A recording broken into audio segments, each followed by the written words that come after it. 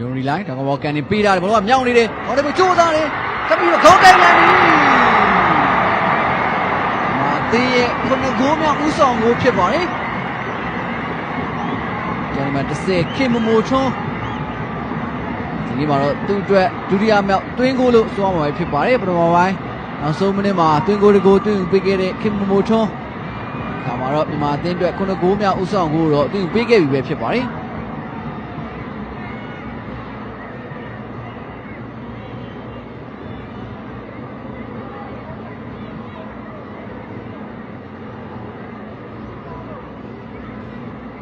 ရီလိုင်းရဲ့တောင်းကန်ဘောကိုမြေထက်လူကောင်းတိုက်အဆုံးတက်ရမှာ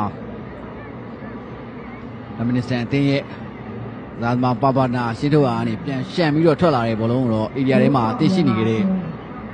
ကင်မိုထွန်းကကောင်းတိုက်ပြီးတော့အဆုံးတက်ခဲ့တာပဲဖြစ်ပါတယ်